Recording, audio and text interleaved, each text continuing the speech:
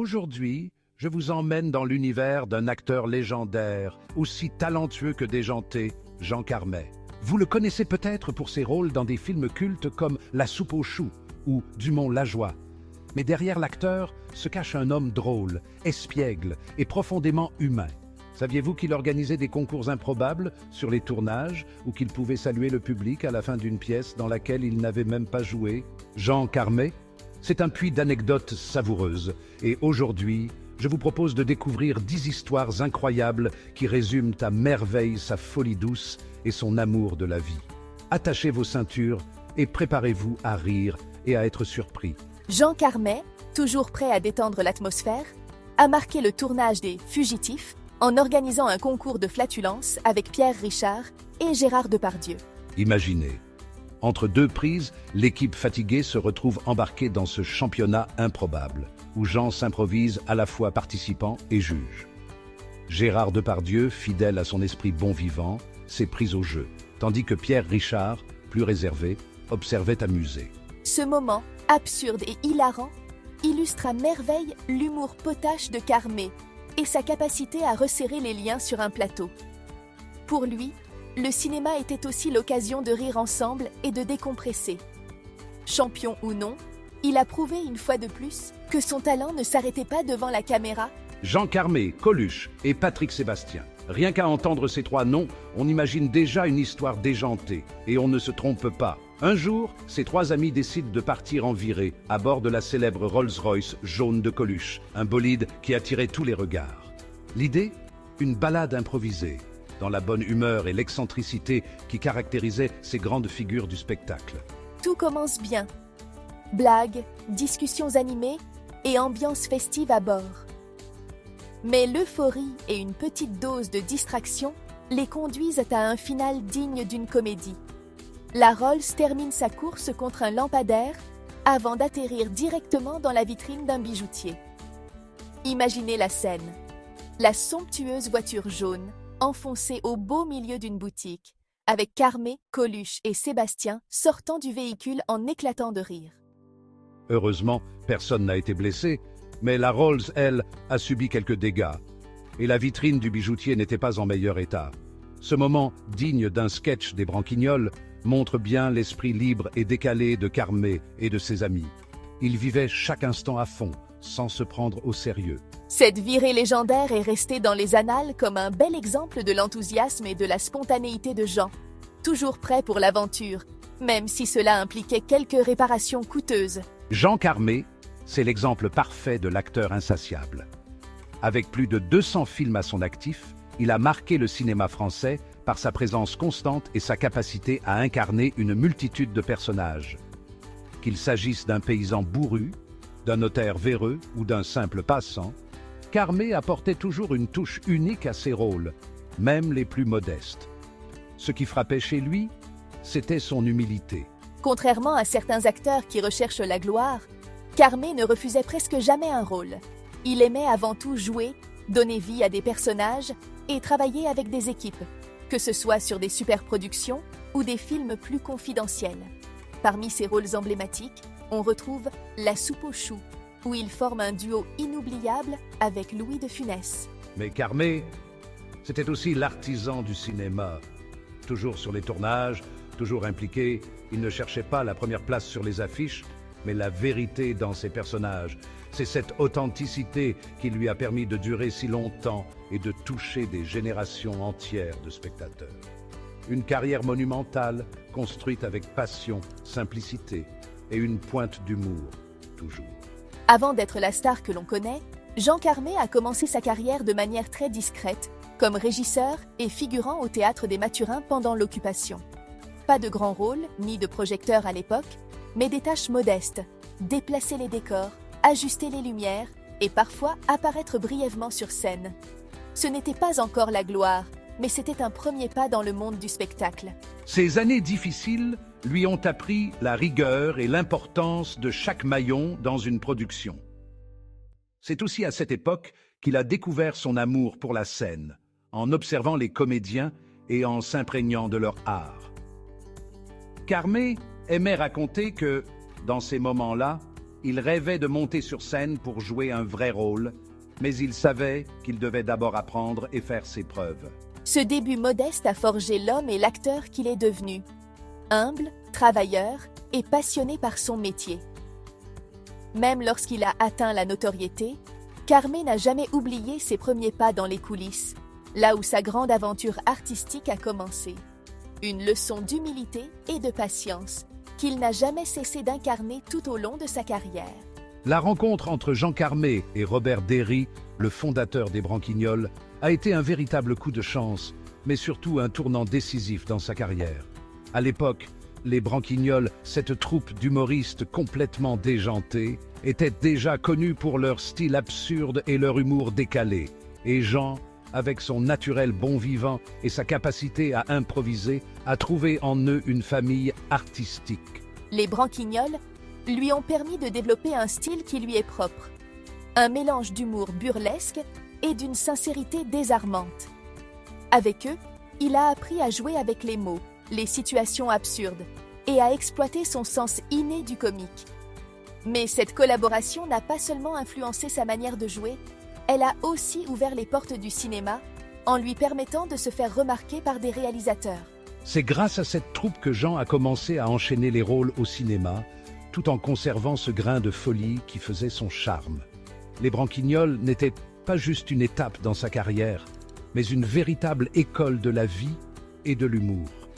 Jean ne les a jamais oubliés et a souvent parlé de cette période comme celle où il avait trouvé son tribut artistique. Un point de départ essentiel pour devenir l'acteur inoubliable que l'on connaît aujourd'hui.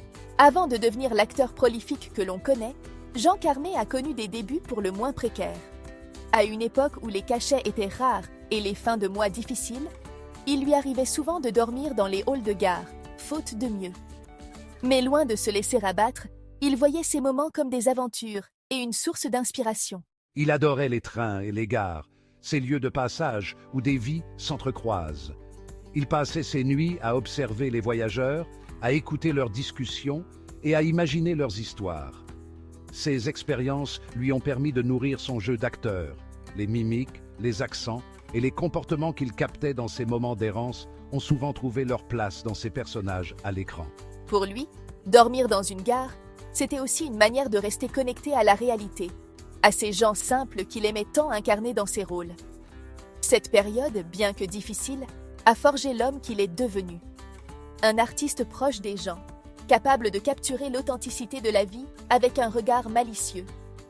Et qui sait, peut-être que ces nuits passées sur les bancs froids des gares ont contribué à faire de lui l'acteur inoubliable qu'il est devenu. Il avait un humour espiègle et un goût certain pour surprendre. Un jour, après une représentation théâtrale à laquelle il n'avait absolument pas participé, il a décidé de monter sur scène pour saluer le public comme s'il faisait partie de la troupe. Imaginez la scène. Les spectateurs applaudissent les comédiens, et voilà qu'il surgit en coulisses, se joint au salut et remercie chaleureusement une salle qui n'a aucune idée de qui il est ce soir-là. Évidemment, cela a provoqué autant de rire que de confusion dans le public. Certains pensaient qu'il faisait partie de la pièce, d'autres ont compris la blague et ont ri de bon cœur. Mais pour Jean, ce n'était pas seulement une farce. C'était une façon de montrer que le théâtre et le spectacle appartenaient à tout le monde, et que même en dehors des projecteurs, il se sentait lié à cette grande famille qu'était le monde de la scène. Cette anecdote reflète parfaitement son caractère malicieux et sa volonté de briser les conventions. Pour lui, le public, c'était sacré, et chaque occasion était bonne pour partager un moment de complicité, même si cela impliquait un peu d'improvisation et beaucoup d'audace. Jean a eu l'immense honneur de participer à l'un des chefs-d'œuvre du cinéma français, Les Enfants du Paradis, de Marcel Carné. Ce film, souvent considéré comme un monument du 7e art, a marqué l'histoire du cinéma. Et même si Carmé n'y tenait qu'un tout petit rôle, il en était immensément fier. À l'époque, il était encore un jeune acteur, inconnu du grand public, et ce tournage représentait une incroyable opportunité. Même en tant que figurant, il prenait son rôle très au sérieux, observant attentivement les grands noms qui l'entouraient, comme Arletty et Jean-Louis Barrault. Il aimait raconter que simplement être sur ce plateau, au milieu de tant de talents, était une école de cinéma en soi. Pour lui, ce n'était pas juste un petit rôle. C'était une porte d'entrée dans le monde du cinéma, un rêve qui prenait forme. Cette expérience, même modeste, l'a motivé à continuer, à croire en son talent et à persévérer. Et qui aurait pu imaginer que ce jeune figurant allait, quelques années plus tard, devenir l'un des visages incontournables du cinéma français? Une belle leçon d'humilité et de détermination. Dans la série culte Palace, il a contribué à populariser les célèbres brèves de comptoir de Jean-Marie Gouriot. Ces petites perles du quotidien, souvent absurdes et hilarantes, trouvaient en lui un interprète parfait.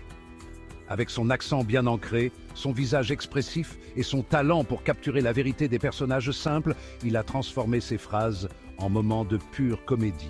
Imaginez Jean, accoudé au comptoir d'un bar fictif, balançant des réflexions comme « Moi, je bois pour oublier que je suis obligé de boire pour oublier ».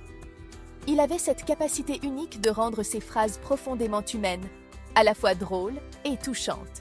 Mais au-delà de son jeu, ses brèves de comptoir étaient une véritable ode à la vie de tous les jours, aux gens simples qu'il adorait incarner. Jean, lui-même fils de viticulteur, savait capter l'essence de ces conversations banales mais sincères qu'on peut entendre dans n'importe quel café. Grâce à lui, ces petites phrases sont devenues cultes et il a su leur donner une portée universelle. Une vraie leçon de comédie, servie avec un grand verre d'humanité. Il est né à Bourgueil, une petite commune de la vallée de la Loire, et il n'a jamais oublié ses racines. Fils d'un sellier bourrelier et petit viticulteur, il a grandi entouré de vignobles. Un environnement qui a profondément marqué son amour pour le terroir et, bien sûr, pour le vin. Cette passion ne l'a jamais quitté et faisait partie intégrante de sa personnalité. Grand ambassadeur de sa région, Jean aimait partager son attachement à Bourgueil et à ses produits.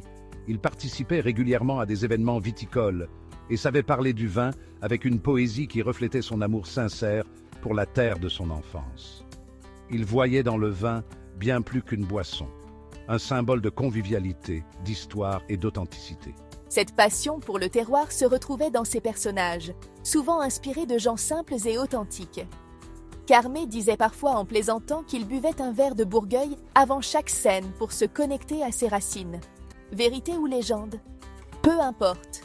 Ce qui est certain, c'est que cet amour pour sa région et son terroir faisait de lui un artiste profondément humain, proche des gens et des plaisirs simples de la vie.